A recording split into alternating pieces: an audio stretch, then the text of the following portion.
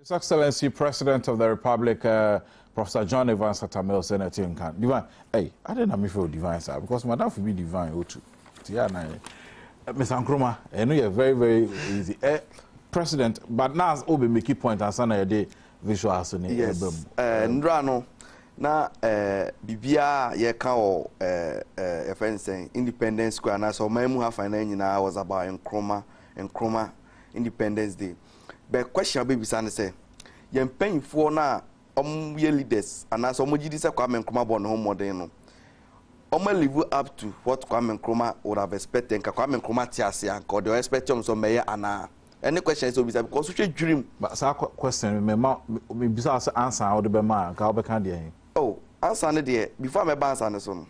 On say mpanyfo no omu akire say Kwame Nkrumah deport no person onye magana no omu nye ready some because Ghana ha wo hwe motorway tete kwashi te say motorway wo hwe habo nyama akoso moda mani nyama edi tuye ho as a country na ni nyina Kwame Nkrumah bondem bona obebisa won say NDC aban ni MPP aban omo bae na dem port no ma ade aboa Ghana man we ohun me nrada na ye celebrate ye no me gidi say nya ade esese ye twe hu mumu na say ye ni gi wo ho esese yesu yes as a country no baby ye dunu mumu na ese reflect ni ye dadwe hu na ye hu say ye di generation yi hamo oko America and other parts of the world do you know what exists there?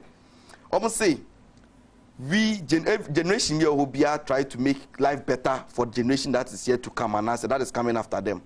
The situation in Ghana is quite different.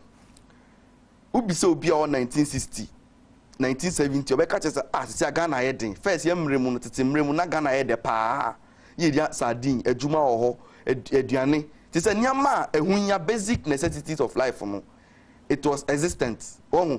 But Ghana has to see away. She said there's nothing working. The economy is bad. Everything is stagnant. Abana Tauto economic credentials, World Bank ni IMF say everything is on course. Bibi economy it is hard man unwi. People for muwi. And people before Ghana for do na bekacho say oman mu ayedin.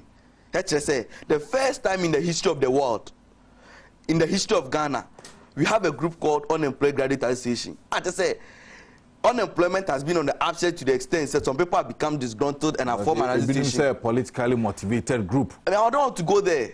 Whether it is politically motivated or not, is it not true?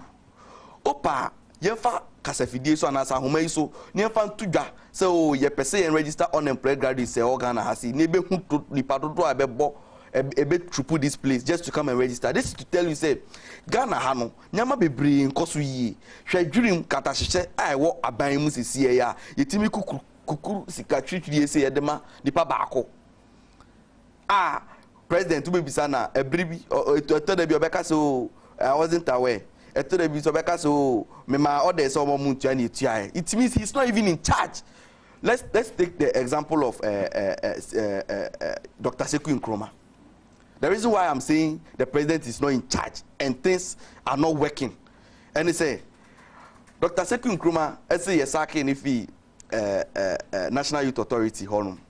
And now, no ankasa, ebo no musu no call castle so kakucha president. Yasaki na we a man letter no odu castle president bizan say na then e call so department honum no. Nti ombirifu no. Indirectly no, it means that the president was not even aware. Just say he's not in charge.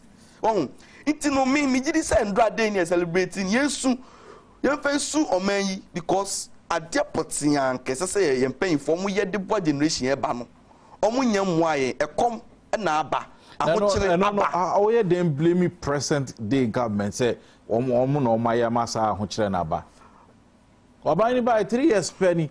Yes, 3 years no craba ko omu ni say we voted for change. You see, ya tuaba say ye pensacrae.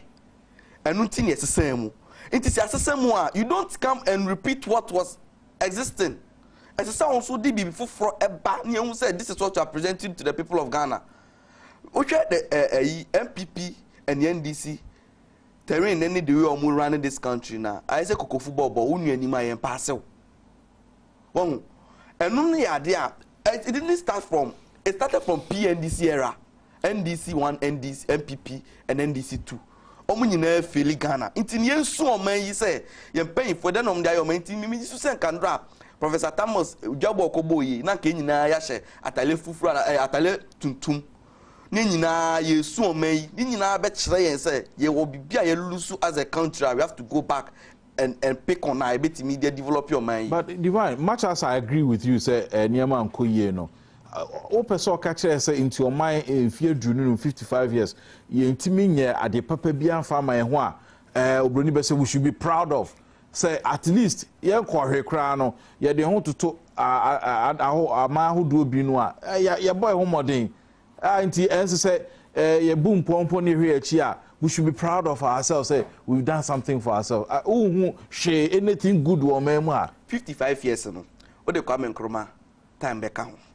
Kwame Nkrumah time from 57, 51, 57 to 66 no. O de back home. O ti anu fi mu ade aka nyina scrap. Yes, I'm telling you. O ti ni nyina fi mu ade aka nyina obia mehwe. Alaji Guru sabe say baby keke no mu de be si ye. Ade pote say o mu ye magana no manye. Maybe someone say, what is the legacy of President J.J. Rawlings? The legacy then? At least, or even though so be to a democratic government, you know, or restore democracy before he left. Democracy has become very expensive in this country to the extent say, I buy NDC government I to Abaman so measure my isuno. Do you know say right from day one, the very first time started say instead of attending to the needs of the masses of the people, no. They were looking at how to do propaganda stuff. Winning this election. Everything they do is how to win election. They say win election. And yes, say G on mine.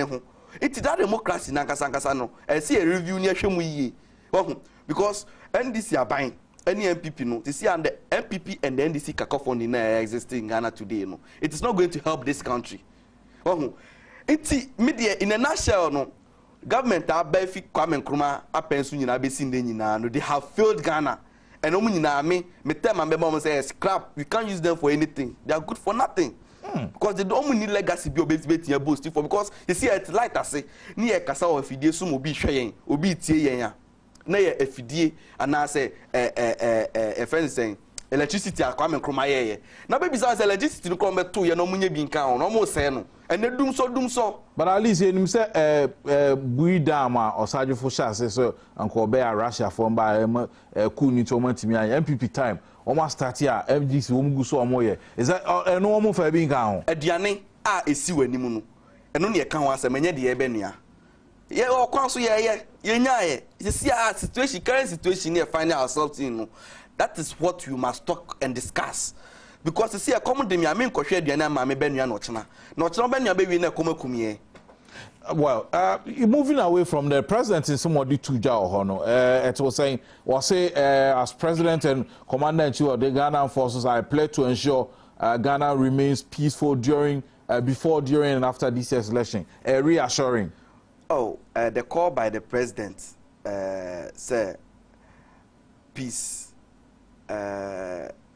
United na you forge forward for national defense and development no it is a call in the right direction na me no me gidi say nyina ye pempuntu nyina ye pe asumdwe it is a president akane saa eye pa na obi be bisa say the call by the president no is it mere rhetoric and I say in some keke no dey atudwa because the ministers any enkofo a eye adwuma e wona ban mu no atitirufo e wona ban mu no they have not lived up to what the pronouncement is making here and omo maka so bi nkoko there be like ne empo kire say omo mpa asomdwe ma membra bibi president nankasa meka so enya atwon yes in the first place you want national unity you want national unity ye nyina ye pese ye mbom e de na why ya che so enya atwom wa hwe me first example amema oba betu kwan akọ mokọ eco commission fence Kwame Nkrumah start wa Addis Ababa abusi papa mu eno krapo ye eno government communication team ebe chiche mu ne nti a seku antimi anko bi omso ntimi fa mani nyina anko nti omfa pani baako obema na omfa oba nti at least gender balance de akwa ba even before yeah, celebrating independence. Is it last year? Hey, centenary. Nkrumah at 100. Nkrumah at 100. Look at what they did to Seku. In the first place, will be family crano. We bubumu, we breaky. Now I'm brother party mangasa NDC nangasa krase. Ometimia unite na. Because the president be born man no be nyasum dwe na ne fie nyoya. O nyasa asum dwe no. Inti embisa na because the fie see a whole der papa. Inti on unite first. Oh ni fie ansama bedwen o man mu nyina ho. Now look at some comments the special aid for the communicators ni bi eka. To say for instance, Yakobo ball e wia nyina enim say ye lack anko yi anase ye ndi nkunim e be hwe de wia e be forge for e dance e be ye de hye be to hono no. Na obi ababontin comment obe kan say e bia player no boy no oye party ni bi nti na okobo say no. Wana gaza. Oh, now wow, tite net your man wa e nyina enim. Obi say nipa na okobo penalty no oye party ni bi oye MPP. So no wa. Oda bi bisa so oye MPP ana oye PPP ni. And the intimate chile be no craba ko mu ni say that same way nyina emwo man yi wohu enne we MPP ni be say or die be die wohu we be say we dey anyum bi crop e obobo MPP for anyum bi omboma na na kufado na oyewina he was born to lead this country. They say he was destined to lead this country. Just it means that if I'm a president there mind just there's a young pinnacle man has say ni nyina ye nsem bi esese ye hwe but president most asem odi atudwa say unity no ne nkofo na edi na chi na nkasa no onto omfo no ni omu nkasa in the first place no sina be ya unity na ono e call for no aban no oso na ono the responsibility no is to the people of Ghana no onhwe na onya ne die homework yi because president koye comment bi our parliament state of the nation address obeka say then emphatically categorically obeka say obe ensure peace our Ashanti region. One can voter, one can East, one can Greater Accra. Why did you make such comments no? It means say bibi wo hono mo a odi suma Ghana for what you say it no me say president call our make for unity. It's good. Enyina ehia unity nkabom de eye bebi nkabom nbia ne papa na eba but onto na ban mu mpanyifo nefo ene de wi omu kasa ene de wi omu ne ye so omu ye omu ne ye bi ne ehu say ampara o na dwen say opese unity embraso right yegu so ayi nkomo o Badwam dwumade so ye ne owura divine Nkrumah national youth organizer edema PPP and I need nkomo hedim so owura John Abuedu, Deputy Communication Director, Dema NPP Baba Kansa. Yanko Independence Square, BMNA Yinti, amount for a badge media, say some year swap for some year opposition for some year behad for no, almost some do 2 years, Yabasamba studio near Betanco. So 55 years of independence, Yakoi, and I see by Yanko Independence Square. Well, and now a great day because in there Ghana's 55th anniversary. To send your president can da was say yade asedama nyame na yade asedama wo mo a edikanfo ejuma wo mo ye ya enne ye benya 55 years dan so was say yade ye ya adwin say nya ya build up to today no we will even make it better when send ya be ya man no as a country no ye be kun akonim in housing development, in educational development, in health development, in all issues that affect our country. That is what independence is all about. See, we want to be captain of our own ship, making sure that we do what is right for our country for the benefit of our people. 55 years. A year on my ankasa nifia we do it there. So be samia on my nipa. And think 55 you know. Enye adebia eyewanwa na mum wo de enso compare ebinumu a obeka se akechire kakra sa so na utu kwan so na kokohwe obi kromu a utumi sɛ yakɔ yenim ɛwɔ kwan bebree so ɛno nti no untimi entwa wo ho mba bebree sɛ yɛ mbɔ mmɔden wɔ ha sɛ wo ma wo so ani gye sɛ kwan bi so no ɔman no so abɔ mmɔden akɔ n'anim kakra ɛno akyi no mefi sɛ Independence Day deɛ titiriw ne ɛbɛyɛ ɛne sɛ yɛbɛkae mpanimfoɔ mu di anim ka sɛbe ebinom hwere wɔn nkwa ebinom agyapadeɛ ebinom kyerɛ sɛ ahotɔ ɛfrɛ no ahotɔ no wɔn nyɛ bi kura mpo da ɛna wɔn de kɔ owuo mu nti ɛnɛ bere no yɛde kae wɔn mu na sɛbe a yɛnom so a yɛbɛdi ɔman n'anim a yɛde biribi ahyɛ yɛn nsa no yɛso yɛbɛhwɛ so yie na yɛate aseɛ sɛ yɛda akye wɔ hɔ yɛmba wɔ hɔ a wɔn so ɛbɛnyi abɛto nti yɛyɛ biribi a ɛsɛ yɛdwen daakye ho na yɛso yɛgya biribi pa ɛde ma wɔn na wɔn so ba wɔn ani agye. Nipa dodoɔ no aka sɛ asɛ yɛn ho MPP foɔ mpanimfoɔ no bebree wɔ ha ɛwom sɛ woyɛ vice chairman no wɔ ha deɛ na wo na wosi party na nam baeɛ ana party wohwɛ a party deɛ chairman ɛna sɛsɛ ɛwɔ flag bearer ɔno so but wɔn mmienu no nyinaa ɛtu kwan wohwɛ wɔn akyi no mimi wɔ hɔ as the first national vice me ne me second vice ɛbae third vice so na wɔ ha mehu MPP foɔ no bi so ɛwɔ ha nti nya ade a yɛfa ne sɛ yɛ NDC celebration anaa political party celebration national celebration nti yɛn nyinaa baeɛ a yɛbae wɔ ɔdɔ kwan so na yɛni agye sɛ biribiara so kɔɔ kama msakra yɛ mɔakɔ aba ɛde ba Adom TV yɛnua o mebakyɛw na ɛnɛ dwumadie sɛ na wakasɛ kɔɔ ma wo kyɛ sɛ nigye da paa waa wohwɛ the way a parade kɔɔyɛ yɛsogyafoɔ yi ne asraafoɔ yi the way ɔmo si yɛ ɔmo nneɛma biribiara kɔ so pɛpɛɛpɛpɛ wo sɛ ɛkenya ɔman no abe yɛ nyinaa yɛhu sɛ yɛ nyinaa no yɛyɛ Ghanafoɔ ɛna president kasa a ɔkasaeɛ asɛnsɛm a ɔka yɛ fa asomdwe ho ɛne nkɔsoɔ ɛbɔ mmɔfra no aba so ɛbɔ sogyafoɔ aba so asraafoɔ no nso kyerɛ sɛ ɔmo aboaboa ɔmo ho sɛ sɛbio nyame mpangu sɛ biribi bɛsi a ɔmɛtumi abɔ yɛn ho ban sɛ bi wɔ fie mu na sɛ onim sɛ ban bɔ wɔ hɔ a ɛma wɔ awerɛhyɛm yɛba bɛto aba president aka sɛ once ɔno yɛ president na ɔbɛhwɛ sɛ ɛyɛ ansa ne yɛbɛto aba abatoɔ mmerɛm ne abatoɔ no akyire no asomdwe bɛwɔ ma nwa nti ɛma awerɛhyɛm afei nso wohwɛ a aberanteɛ bi asɛbio ne ɛpɔnkɔ no agya nan a ɔbɛsesaeɛ adeɛ bi ɔyɛeɛ no ebi a na ɔno nim ba na ɔde kyerɛ Ghanafoɔ biribi sɛbi obi a ɔba bɛpra agya nan anka ɔbɛwo sɛ ɔbɛmoamoa ne ho kodɛ no wakɔ akɔpra ɛnso wohwɛ sɛdeɛ ɔmakyeɛ ɛkɔ prapraeɛ ɔpra wieɛ ɔsan makyeɛ na afei obi abɔ agye ne so na kyerɛ sɛ ɔsɛ ɛhu sɛ Ghana baabi a ɛwɔ bia no tebea bi a ɛwɔ bia no adwuma bi a yɛdi bia no ɔsɛ yɛde akoma pa ne yɛde ɔdɔ yɛyɛ a Nyankopɔn so bɛhyira so ama yɛn. 55 years ago, Nami was elementary school, Kumasi St. Joseph's Roman Catholic School. And now after independence, all the days, I lived through it. And I saw also that the challenges that face the country. Because in those days, the vision of Kwame Nkrumah was very great, but the personnel were not there. But now, the vision is there, but it's not promoted the way Kwame Nkrumah promoted it.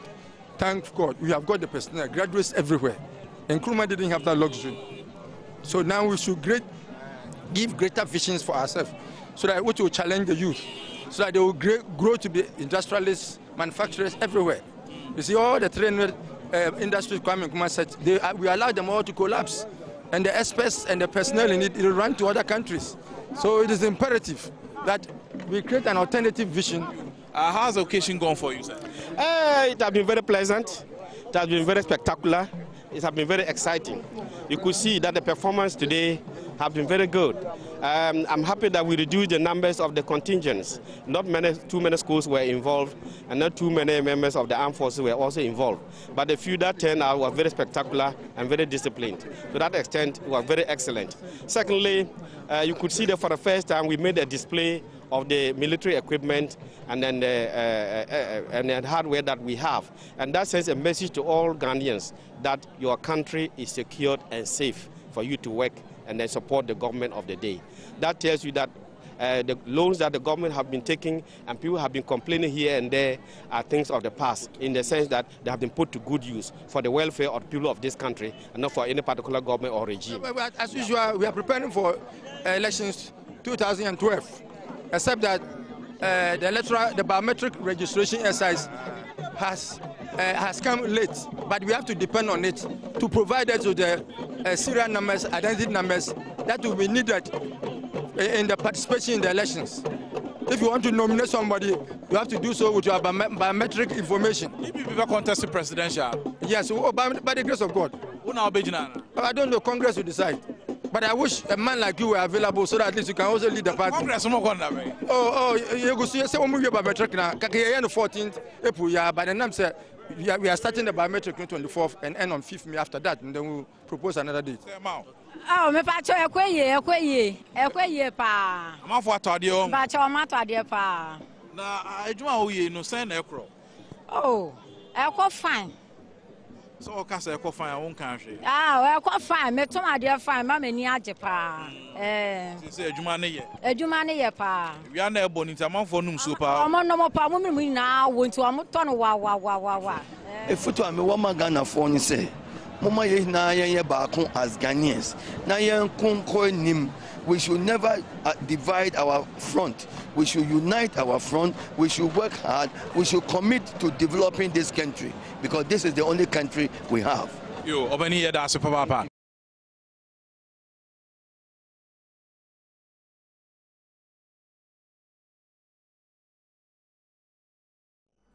Ya wachi bi on akwa bi ma nti we nkrofo a omo independent square na ne omo twetwe nkomo se ne omo hu ada ne koye na na ne omo twetwe nkomo ho no ni twa tokra no Dr. Alfred Kovandapoy, Mayor of Accra na ye ne edi nkomo ho no wuti amanfo nsomom kan na ne mom amenka amanfo here so Ura John Boadu, one of the deputy communication directors the MPP about cancer. John am watching my car. Major so many. I want to send you. I'm here, but I'm saying why late. Oh, I send me. Wow, sometimes you know traffic situation. Don't to me judge on the mention, but then I have no excuse. Yeah, that's it. Opani, you team call for and some of the two as far as the independence is concerned. I say, I know the audio to Jana Bobra. Sir, send the camera no. Baby a toy no and then for so a toy no and a chere in some beka na me de baby a meteno and de koso no me sanso unze earlier no me de to just say me share TV station bi I interview for about Ghana 55 for no celebration send no mu no and in some year nkofo de to ja ho no so boy bra a che say me no say na me I'm still insisting say the economy is bad. Things are not well. So it's a day and can say set it aside. Near this soon. Yes, suma Ghana say a bre. Na de bia Ghana air cost is here na heading. Intino me can be brave, but Professor Thomas say unity pan us your pa. All my you because ni some de tuja di kan. Nkofo asurrounding na so mudi n'echi no nyama omo ye no enche so mo pay unity ye obabi omo bu se oba tan we onhwe ma ne ba efifisi bone se wo hwe ma oba efifisi bone wa onufu anu no de beka won enti no se President Mills no so ye shop se o so pay unity a on tu wana mo ni ehun se ampara ne party ni ade pay unity because ono ani party mu no emu dere pa je se nyama bibiri nko yi one osu opportunity hwe ensema esi wo MPP mu wayo mi case ya SCCA na no esi wo MPP mu esi wo NDC mu no wayo mi case ya SCCA ensem krampa emfa unity mbra because enkofo bibiri hwe stadium ya ye besi wo Cape Coast ya ye kokate so dia masui ne boy ahe enumpo yantimi anye te see a central region for ebuafu NDC aban papa te so mu se ye diom hwambo ne nyina ya de a ese oma nani ko ho wo ho nti no me de said President Mills say ye de or person ensure peace in elections no oma nani ye ne party anamo mbetu nyina ankyere se no kre. They are in for peace. What kind people see and quickly just brief answer. Patches who are soldier for special forces you display honor and they say combat ready.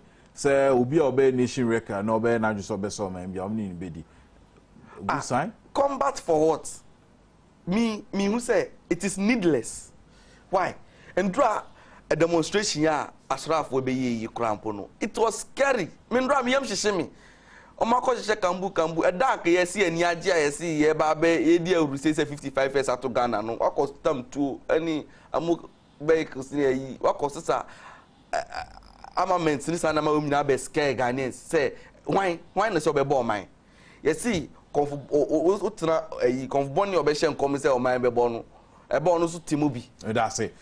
John Manra, so independence celebrations President Milson some dia tuja peaceful elections any asumdie ni nkambuma say ehwe o man ha any comment if inra wiana bisabi say na wate wo hu niam na fa Ghana at 55 yakọ anase yaba anase da so gina ba bi egina iyo medase echia tifo no mo hwe nyina Ghana at 55 ukasi yakọ anase yaba na egina ho a ne yi ano no ebe den kakra obi be ka say oh Ghana enhye Ghana en civil war ye Ghana as a nation state ye o hidie na yekọ obi nso be ka say na Ghana for all these years no toothpaste kra no ana toothbrush kra ye import into Ghana no ekonechi wona mecha enti eye topica eso yie pa na megidi say afidu say na wo say ebie adwem na eye discussion yem bi say ho say eye den na obi etun be di president from 51 no a head of government business me fa kan nyina abom so obedi president for 15 years na otumi esi almost about 300 companies or establish here otumi ye motorway otumi ye akosombo wona meche no na obi nso de oba be di 19 years na ne party asan ba almost 3 years ontumi nka se omo de oma ye weda wona hu ana se me hu nema ya ye hu anga hu ye hu ewo nza nema no wo because one che obi take you over power 1981 time ofi power in the year 2000 na your economy ni nyina ne kase nyina ya $4 billion we here the piaka so mba 81 no mind sikasem ne nye mind sikasem take you 19 good years from an inflation of almost 182%. Mass inflation behind 182%. Ghana, who they on checking from Bank of Ghana. Bank of Ghana next to give back the inflation as at 1981. Until now, who they say inflation 200%. Now, 19 years. You to me here, I had already about 40.5. No, be buy within just 8 years. No, or to me the bar. Only 18%. In some cases, about 12%. Will be by within just 8 years, no, or to me increasing the size of our economy from just under $4 billion to over $35 billion. Will be by within 8 years, no, or to me eco pace kabesi buidam. Will be by just under 8 years, no, or to me boo amamo pantino. Otuminya Millennium Challenge account. Oh boss, na sata no kan ho. When dey che no. Amamuo pa. Ubu a o say on hwe baby a o party nti. Obi a o ye Ghana ni a obeya ade no. O de ne kan ho. Ye de pagwesi ndu kan ho. O kan compact no ye boaye. Hwe kwan a eda ho yi. Wo mu bi o Ghana hada. Nti yen bi say ho say eye den na party bi de o mo ba. Na nyema ensheda ye na abandon achievement wa touting in we can Ghana 55 I say open so this share enfie miensan pe president Milson kwa ba yi mixing 19 plus enfie miensan unte na by let's step was so create here let's step obeto oko esremu mantem a share not factories say was see or ogusua capitation wo trem free uniform ogusu in ma RLG laptops ogusu in ma nti no hu they make say obi na buy no be national youth employment program o tra 19 years one dwen say youth no e so mo ye adwuma obi na buy na o buy o to aso papa but wo dey tese wo dey nka nipa na me ya nka wo dey hu so be bi obi amba me national health insurance scheme Who did the only say cash and carry? Nga the only be. Obi amba I introduce capitation na. What na 19 years now him say capitation wo nkwara because of school fees ki 20 no omuntu me go school now they own him. Oil over the years Kwame Nkrumah Breso around 1965 or established it all. Who say we have the massive potential you bet to me I discover oil in commercial quantities. Into see it all see ho. Say you discover oil. Who try 19 years? Who feel when to me and discover oil? But who said no cancer because GMPC time and as our data oil you dinya at this time no. Omunya sa data ni na.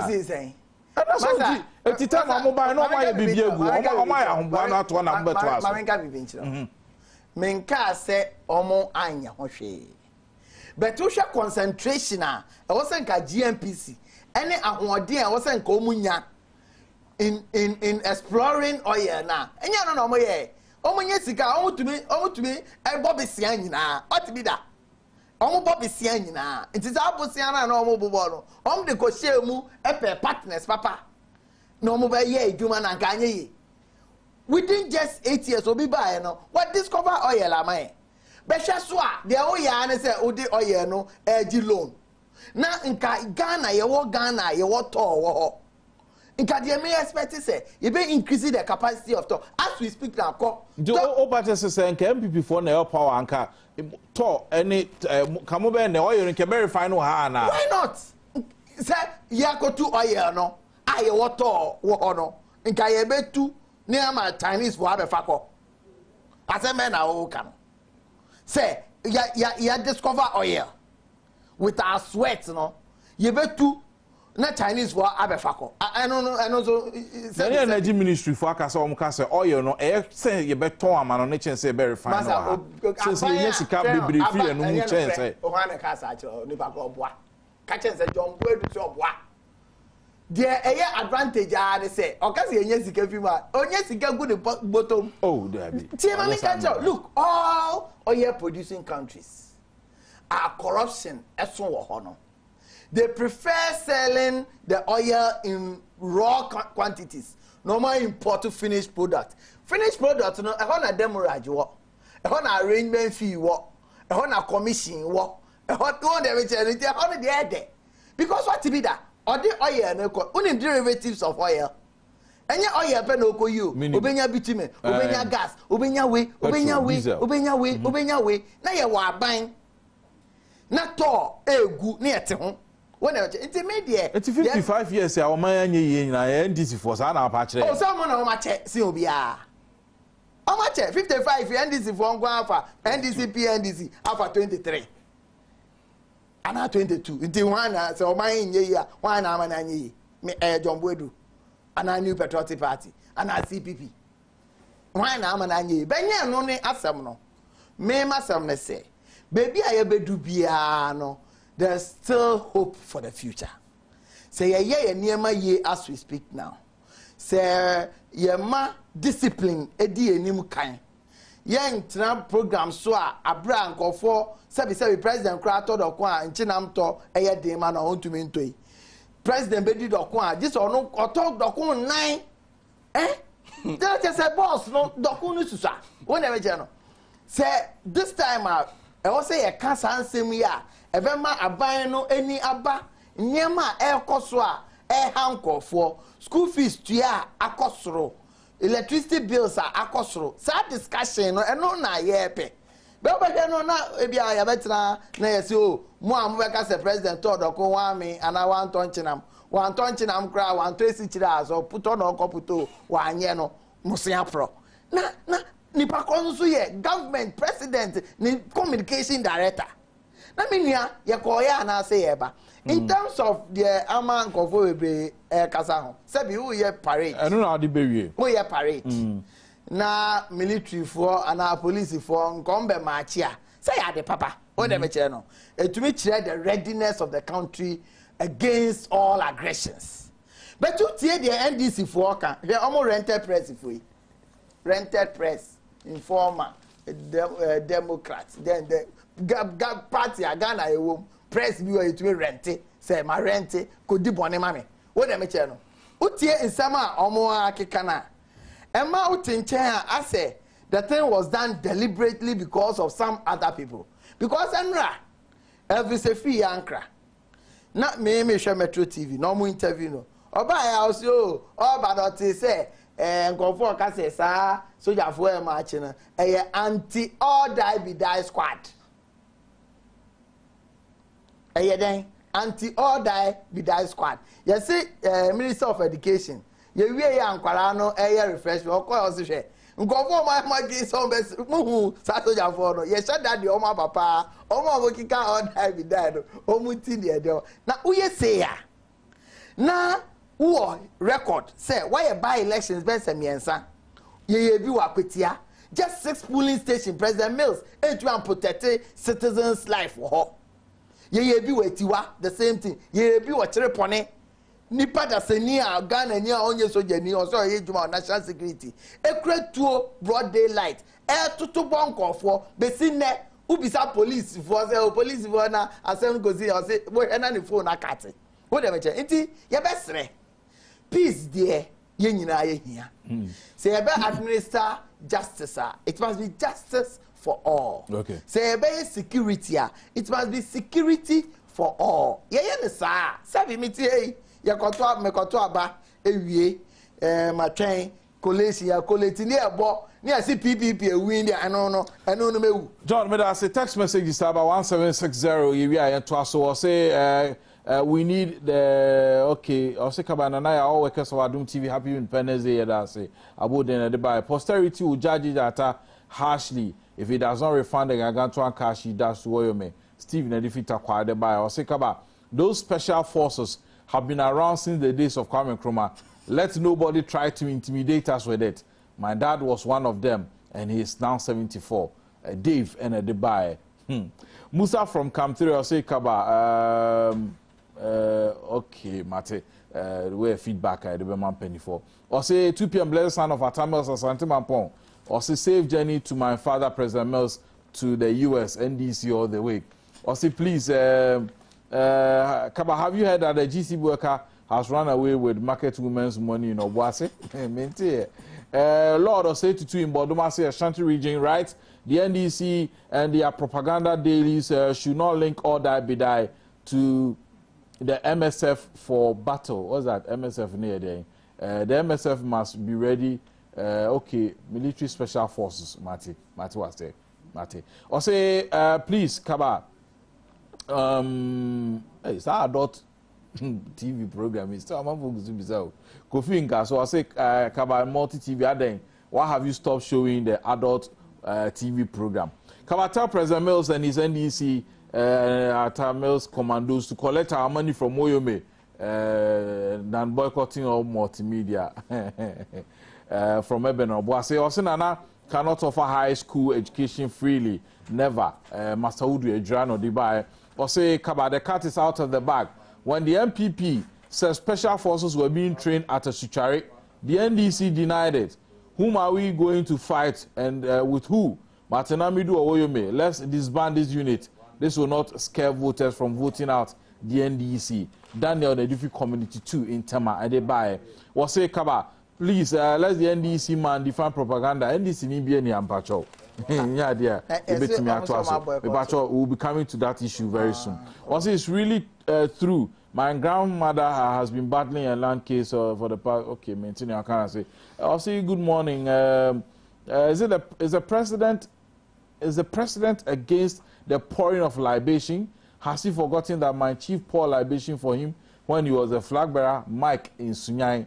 Also, why the opposition boycott the independence anniversary? Rafred or why no so man boycott it. Or say the NDC does no good to boycotting multi TV. Okay, will be a sign order. Okay. Also, please, Kaba. Teachers' arrears have still not been paid. As for us, Kaba, as the DC for Assam and Fee East, what he's doing about the university students in his district and what he's doing for them.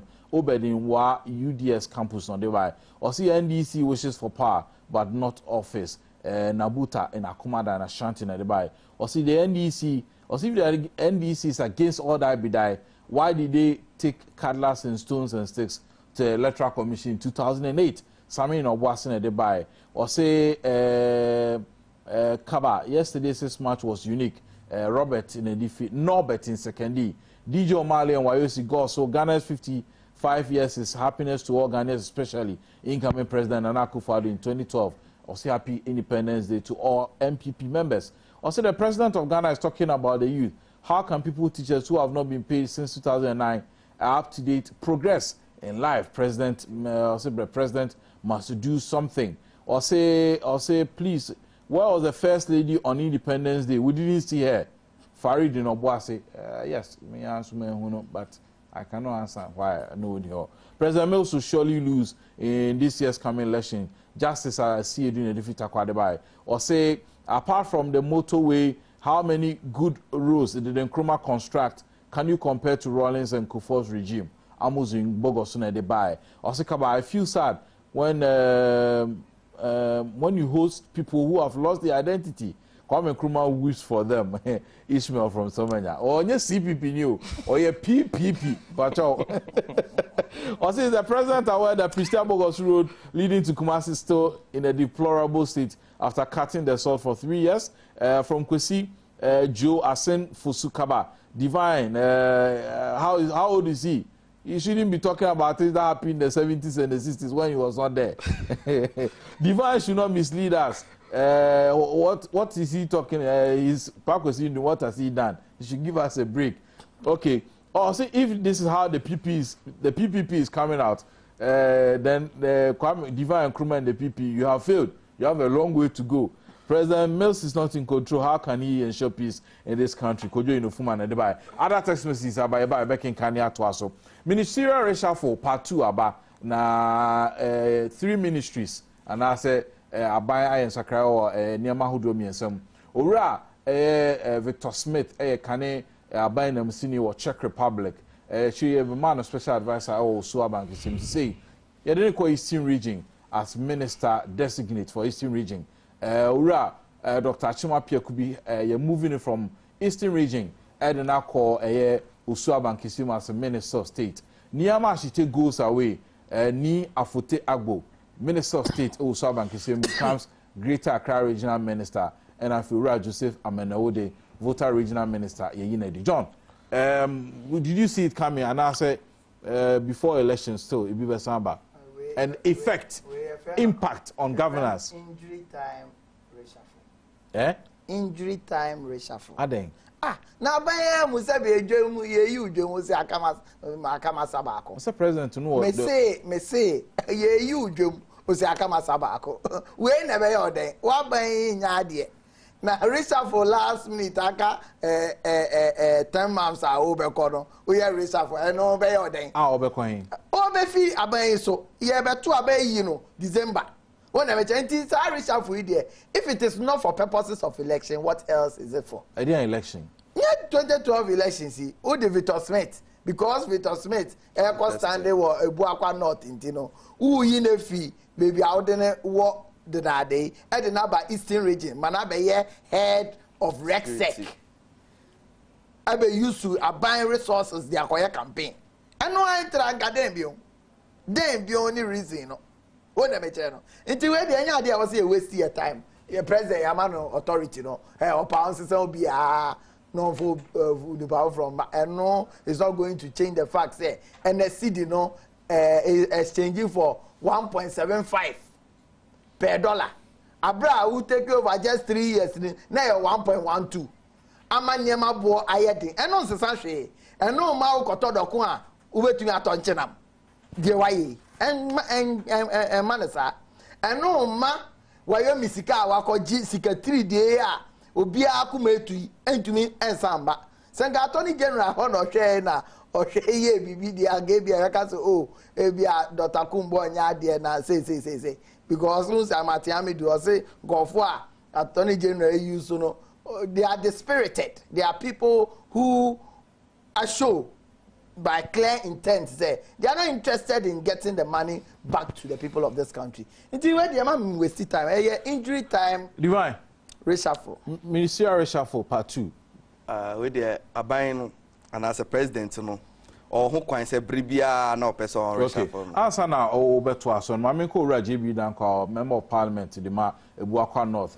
Say, sa constituency no ana Ura Victor Smith, and here you know say Eastern Regional Minister no or in a contest. Openi ya mwachi mo akwa ba deba Badwam. Itiemu na mosbi ma mwachi, mo ti sen. Nyame adu ya hu yo na nso so e. Nyame adaru ma ne mo mpaye. Yo.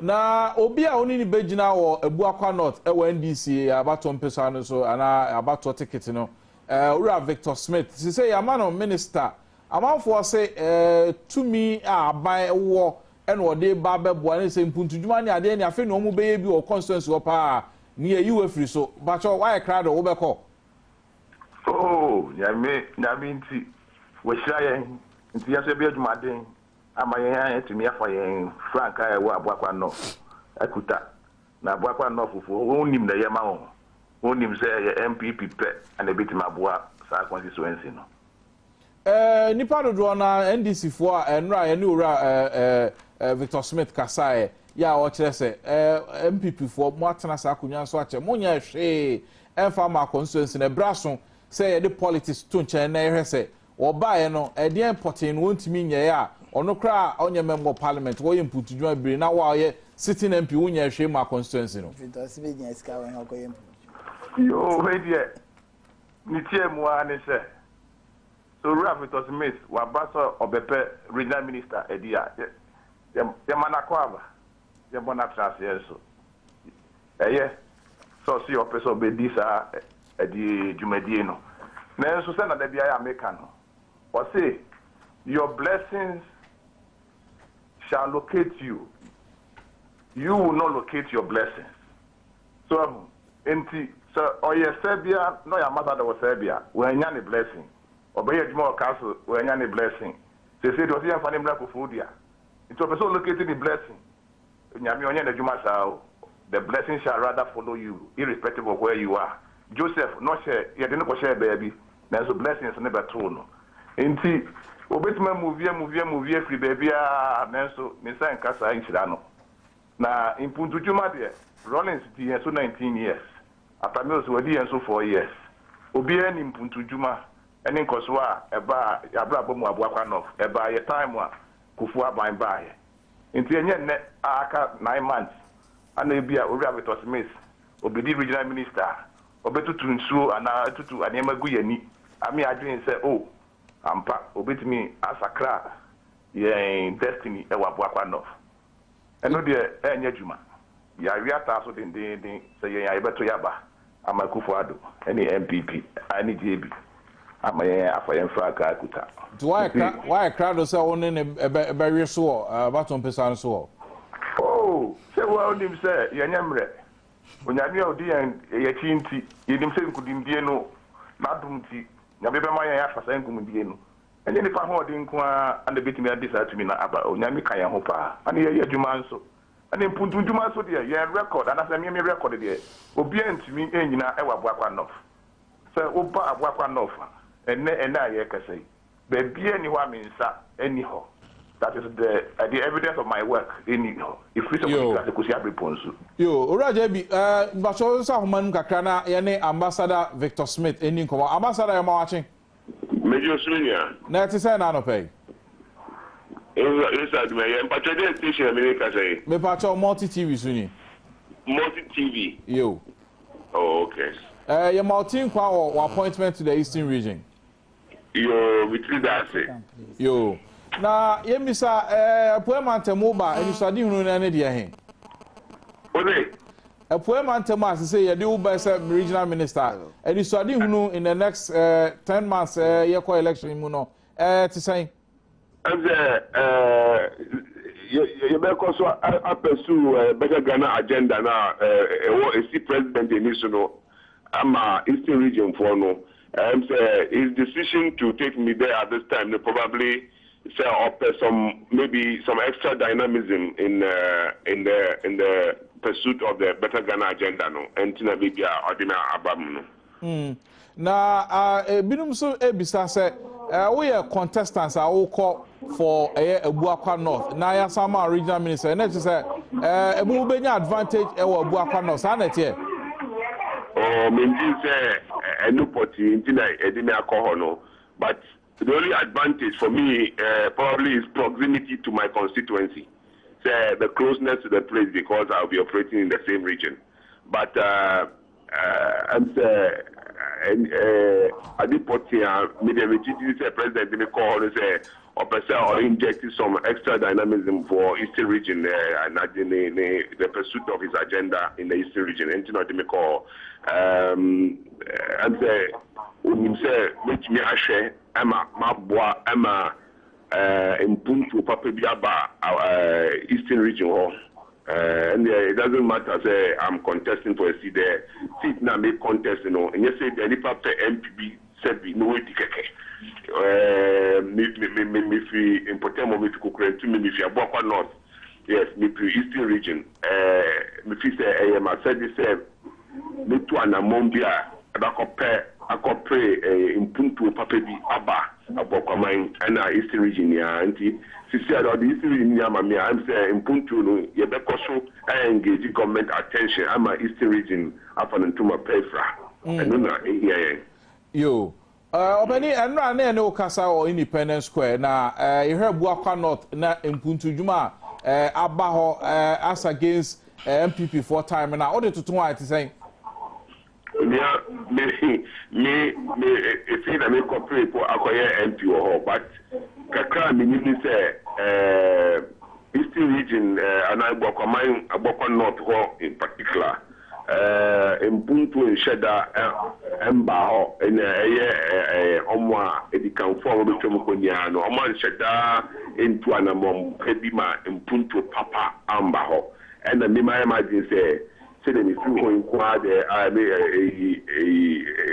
me free sakro no me to anamon pebi na me boa ema omo mufi dampo se mo nya nkosho bi wo mabrabom omunya mpuncho wo omo asitile mu na omo hu se abnen to omo nja enti em se meka for now no meka se mpunto nshadamba ho papa na me de no but I say, Mayema, Tama, maybe the Jumano, who say, yes, Papa will be the enemy when the exam papa. I know, and I put a woman.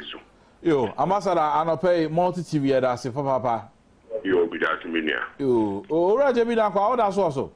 Antisaute was saying Puntu, Papa Bianco. I thought no one tried 19 years. They put on also the idea no one record in the Wakan. So they are there. So the Rollins at 19 years, only Rollins in the castle. The seat of government, the one is near 2 million agina. That's 19 years on to me and Kaiser of Kukran to me. When me and Trinity near me, Kukran to me. 4 years in here, time was at Transo. Not in the Nam, a company and Puntu Biamra. At the next 23 years at the NDC, at the Abam, say Puntu Maho. During his time, with the no one recorder, made another catcher on the say, a free sale of rap for buy MPB buyer means me to be MP for 4 years, you know. In Puntu, a dear back on the Bimada. If you have been Puntu Cosis or Codijasso, if you are in a senior Cositafo, if you are Obodasi Cosi at the Busudumasi, if you know because it on true, if you go to me Cosi at the Osemo, and then Akanya, Abuabo, Brimso, but get any what means anyhow. Ya juma papa ya beko so ya juma dia boa won ama impuntu akamu ne de bibri asan aba yo obani JB dankwa no pay Badwam eda se papa medamasenso ora JB dankwa Badwam North mashebedwani echi nso no na motise no Rhetoric Smith kasa macho quickly yenko ni serial reshuffle before I call reshuffle no so no lamenti we fi ho no utim penfo na kasa honorable JB dankwa ene ora Victor Smith omunyina ma Badwam North arehim se on be develop place no na no kraba ko mu se eya na refi se emrahye bedwani ana se MP no enye wa adwuma se be develop nti no se sa ensem o mo ka ora Victor Smith so be ka develop your person ma arehim no so DMP I want to tell the people say they shouldn't buy into it because and yep MPS the say obey development. What or no see an agent of development. Yes, facilitate by lobbying or call but and yes say you be man ko for na regime say obi nya adwuma en tu ba be ye adwuma tse na ba be si castle annex wo hono. It's not true. Utimi nye accident na ko be bre ba o man timi anye nti ma me fa no twam oba reshuffle ne so a aban wo hoyi president we na said ye obetimi enne the person ye na de ba ko pe na aban timi ye so obebo nipa enne sesie so ka so be finish nyina obe finish time bi ope nti no sende wa emra ho ntimi nye sa o finish e wo kwan ben so kunim president ade ontimi enye no bia say president o timi chinchim nkrofo sa ma etimi eye ye ya na bibia kosi ha na bibia president aban betimi president ben na chinchim obi sa president Mills and president Kufa and president Rollins. Oh, me come as some say. Me come president. Me come as some way. Me come as some. Oh, obetimi areshuffle time bia. Na no kweba ko mu ni say me reshuffle your my empusu me enya me hwe. Eche say 1. Ora Victor Smith in the track record. Nia afote agbo. E obi anim. Nti me who changes bia na onim. Team say bio the first team eba nyina no onu gidi say na the best team of present here oba aban mu it is all this obi fofra baby o spare time obi assume say spare time bi anso de en shada anya adwuma papa te say original enti no me ka say president reshuffle ye no kra no question e say ebisa question wo ho aden reshuffle na nkan bi no mo be bisa sa de enti na nkan why no na we expect nkan come in kofobi wo no ma say ma me di be 5% ke so my answer me ba sen kofobi wo no ma ya pao as I say aban e dey omsa come because first obi ti say why oye manager and I say oye director CEO na say subordinate say wo nkofo mu ye adwuma wa so mom instruction say ye say no anya nipa sa no de na oye no oradu 40 not ho no mu no. What is this? I did not to see our already 14. Do better come not for you need. President, the money in the President, the money in the money away in the at the back. I have me one man and say, MPP near this no. Omedi di Ghana Hambo. Na me gidi say, Emra so say same chese. Ya the PPP ba. Yes, because ya ma PPP chance me say ma PPP chance na team Ghana yi na say Kofa Labanese ni bi na be the president. Adenti. Because NDC, any MPP no they have failed us, especially at Atamos. As for President Atamos, he's not in charge. I will keep on repeating and saying this thing. Say President Mills is not in charge. Now who is in charge? Let's ask because come be brown man for us. Let's now our instructions to say you into Esika. But you could report now, Kasa. You could report since the president can say twice. Emma omo get so mo ekoye no. Papa ne the assembly court. Emma court see ntia. The president one year then. Court to ben and the case you. And you could report no hu. Na court no tio. Share you could report no share. Adia yakoshe kokuam. Ye nyina decide say sky dey do hono mo nyina ya agree see etua. Government to be protect your interest or need interest in their home. One qua. Now, what by na to Obama say protect us. If you want to protect, why you miss credit? Papa could current your protection. No say election, and I'll be protected. I see a show. But I say text messages. I buy fan to us. So I say the 55 years is meaningless. Reasons MPP and DC they always count on loans as corruption. They don't want to develop this country. Collins and if you bog or so they buy or say Nkrumah. What will PPP do for Ghanaians? When did you start politics? Give us a break. Joshua and Golu and Adom. Ask him whether he's a Ghanaian. That divine boy. He's not a boy, he's a man. You should stop. David,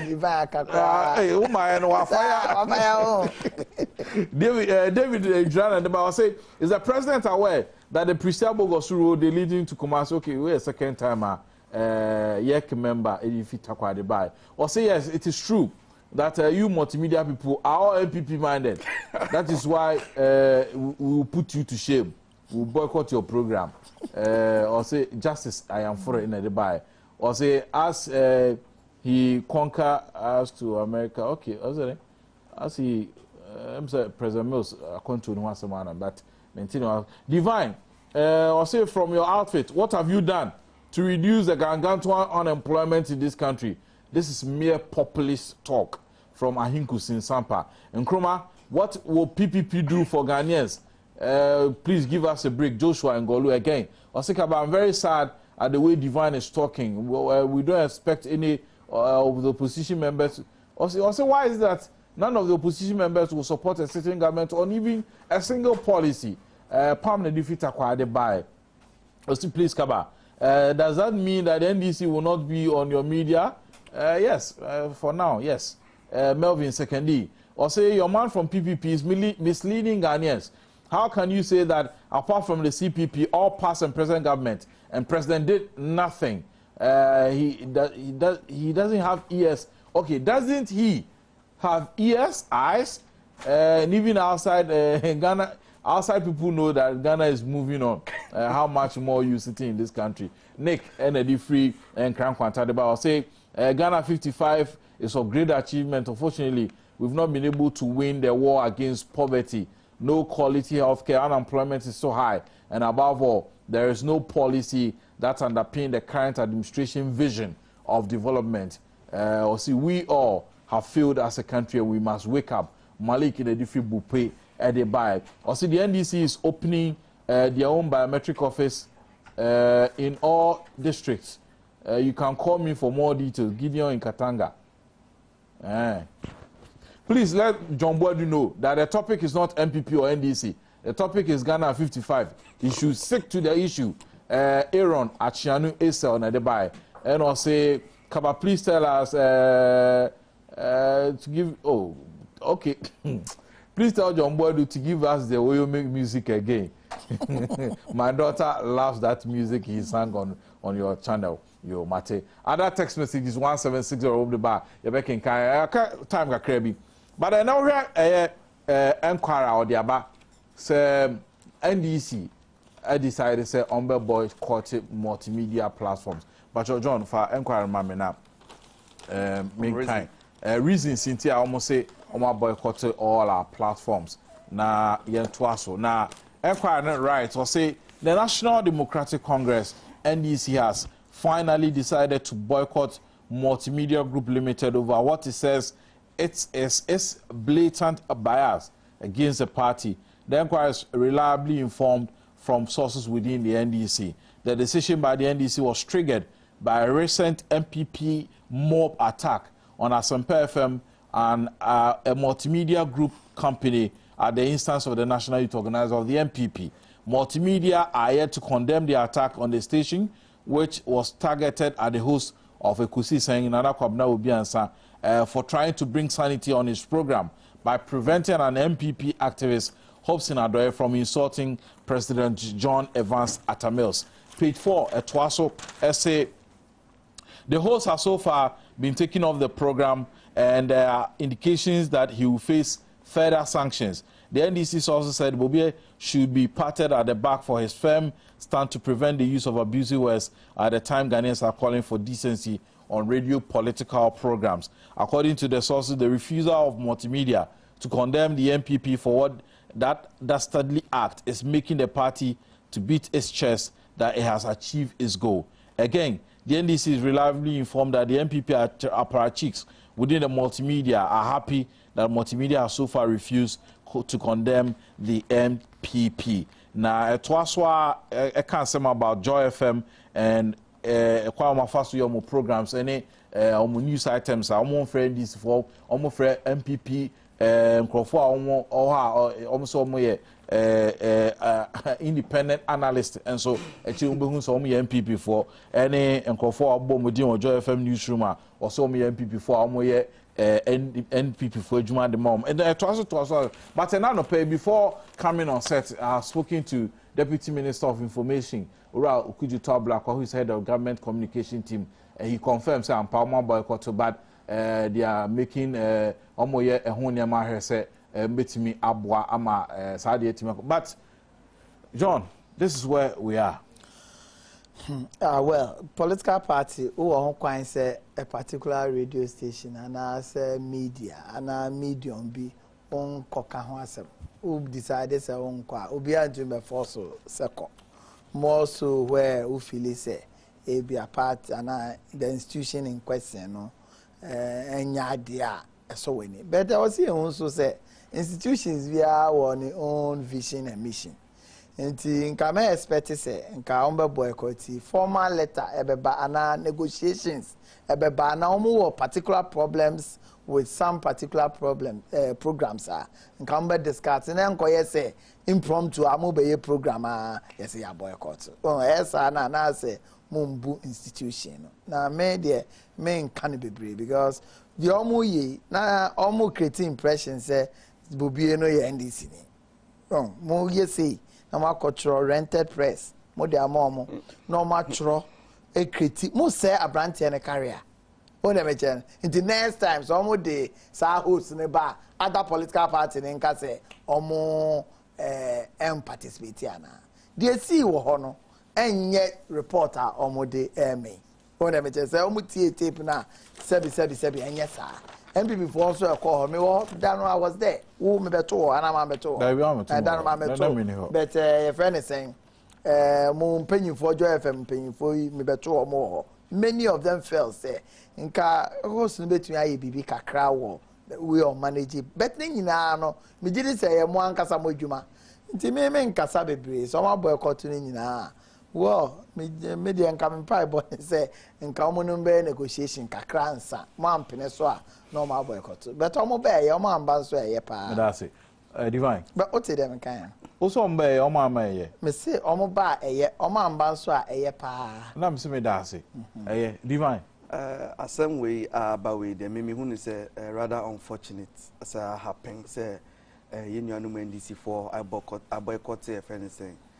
Friends multimedia and any group na o share krata ni mo make allegation me say some presenters be omo feel say omo ye pro MPP and I say be omo dom who MPP but me gidi say no de non starter ade say omo ko hokra say in the first place no there's omo your prof be ka say if you say you are non-committer then you should be committed to non-commitment. Which means that there is nobody here, or we are seeing as your Becca say, or no dear, only interest or baby or you. After all, you can't remain in the middle of the road for a very long time. You either choose to be on the left or on the right. However, Obia Jumano, say koto aba on that day no, automobi. Oh, intimimi susu says din the say we MPP and this no dear any infasobi and this is on beba. Na wankasa no ye pe watwe form no ato form ene say ye be ye hu fi minio no man this form abokoti me de ha me bebre me so am opportunity ye minya kra ka this form so MPP form so boycott na nka PPP form na ka ye ne kire Ghana fo dream ene katahye sa MPP ni NDC for expose Ghanaians to any including them any ejuma bonia omaye wo memu ha ama omayin tumpon ntimi a opportunity you say obi nkwan mu obi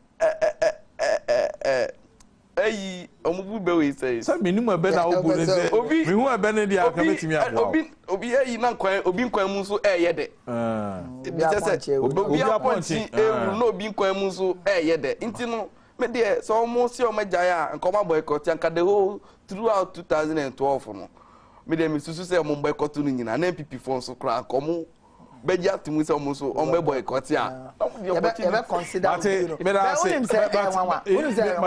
obi ti say jense jeni mbuati na oye host of a program no oye host of a program but he's not a minister of state I saw NDC ni minister Mauko Zomelo, journalist. Standogo.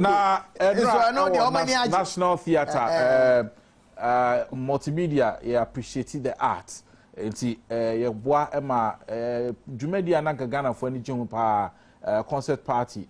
Betty die. Adom TV Adaroma in National Theatre, the Boom Menra, Jumedia in the course. Young Korean, your course, so National Theatre, bar, you better.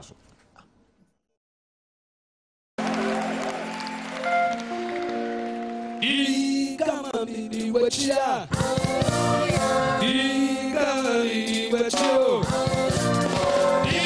kama mimi wachio na mimi sewa kwelo mo Yesu da unaoyenga Yesu ina sewa kwelo mo Yesu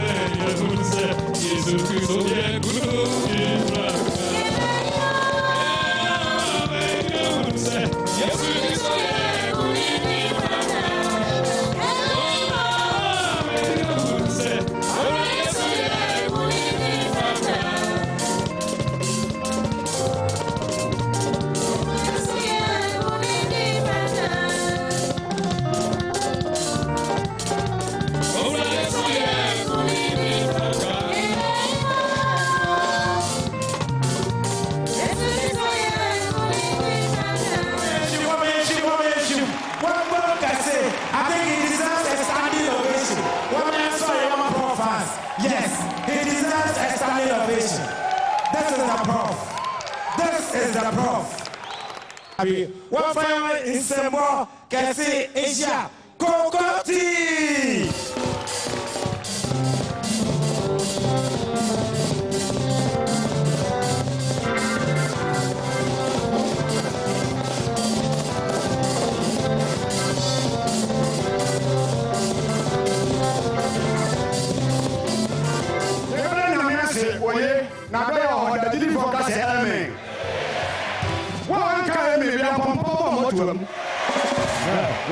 Sister was on my is done. And Kokoti me now. I didn't have a concert to me. I'm a can and come Jimmy. Maybe the concert and what you feel number before I shall go with me. But if I don't know me, I don't know me, a concert. Make a show once in a year. The next act, the only bishop in comedy, Bishop Bob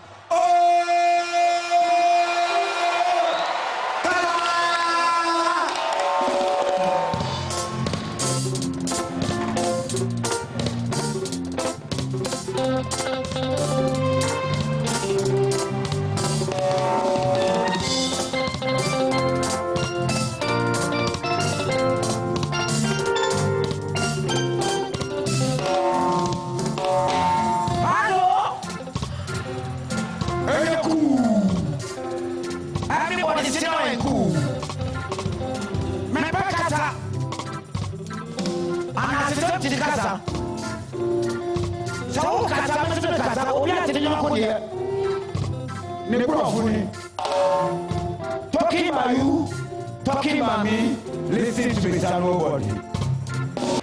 Announcement, please. Operation Adia, National Theatre, Mokron, Pajam for my enterprise, please. What's your idea? Oh, one from my what's your hand to watch your Yes, at 45. Oh, see, you have again. I time where we are here to me. I don't think that. Oh, I can't see anything you. I will think that one thing. Oh, you are one thing and so think. Some way, or treble singers, or 2 singers, tenor singers, and basic singers. That's a shorter about the treble was a bottom. Oh, Ken, what's that? Toyota, oh, to the side, so we had the bar. We had the bar. We had the bar. Let's answer. Middle fear, no basic side, so coward.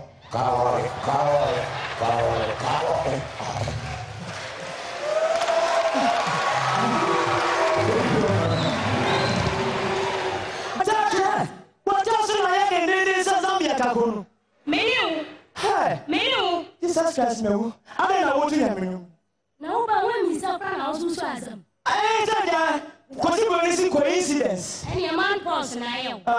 Tell me, I'm so tired of you. What's that? It's so that I'm not one. No can guys you. No, Mrs. So good. Mrs. No, Mrs. No, Mrs. Can tell us if you're now swan. No, Miss Wow. I not I don't know Mrs. Sutton. Hey, what's the stop on the people to?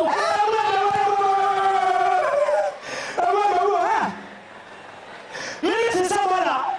No, Mrs. Sabala.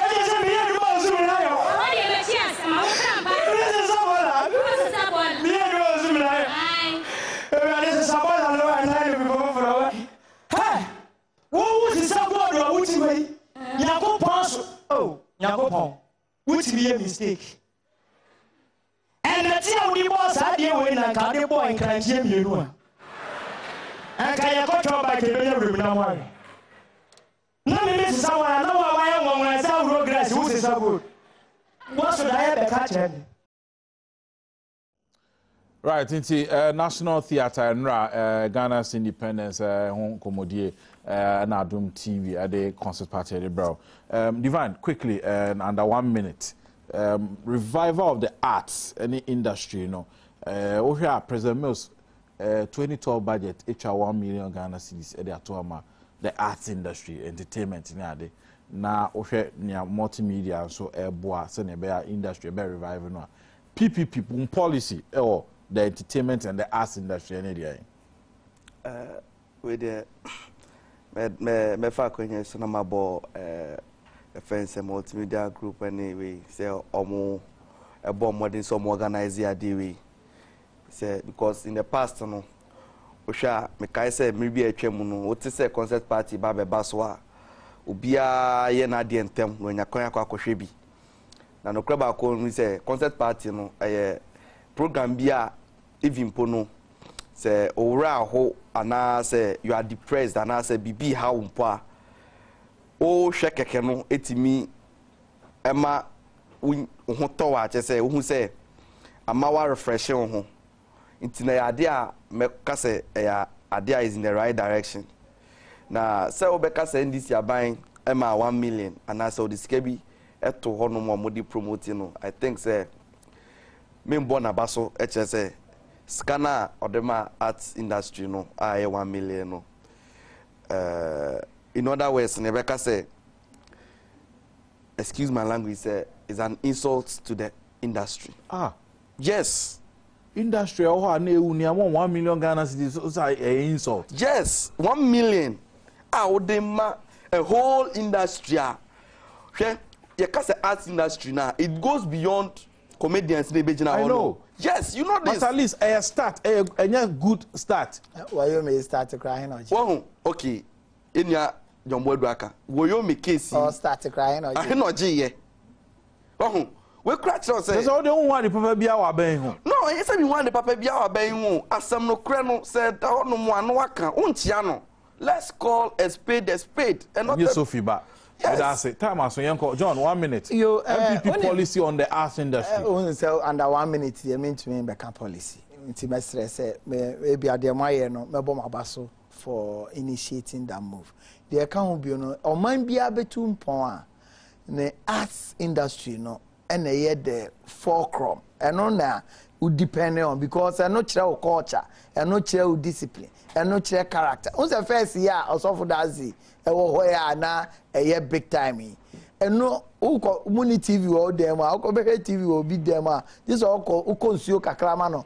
Answer na abekwa akosho obedware ukotena ho architect say sibia yetena obi dem na niema bebre emodu the people uhwe the concept no so a answer na ebe wie no ye di nyamesam ena wie osofodazi ye wie no ne punish bad people when dem eche no nti eyade a egu as egu ye no na ha adwen because one I was saying to me, kind so says, this is also near my assessor. Sebi, and no crowd, mobile phone crowd to me share film, Neniama. Inti a quamben, a befaswa, ye bet to me preserve your culture no in taking cognizance of changing world. And no name say yen to me and ye papa no. Right. But ya okay, who say 1 million. Metamas. Oh, 1 million. Why? Yanko. 1 million. Bijawa 1 million. Ni baba akutu de chichinga. Yamfa koma ora John Buadu, Deputy Communication Director de New Patriotic Party, Divine and Nkrumah National Youth Organizer de PPP. Na CSO from koma NKBK. So much atade the numbers no dey are to TV ni so da ubetimi afre na wakọ je entare bi ahye sanso na dey na ase nso ma swafa herbal tea so mo so eso asema de dwumadie yade de betu na sese po ama won so ho otimi atọ sanso so na dey na ase de ma enra mo amutimi ba National Theatre dem ho massive be mikoduru ho no na mekra no mwanwa sanse insusuye no kra na unse yedi kan kra na imse amanfo ba so amanfo buy eti nyame Adom a next one ye be share okwo ebra ye de concert party ne to amo okwo Easter festival enti ye be so nkokra ye kwone aba na ye de fisema to amo so komodie still on the arts and entertainment industry na multimedia aboa community integrity and leadership multimedia group limited vision eno no ye ko ne aba ye de fisema to amo so ye de mo ase ba sia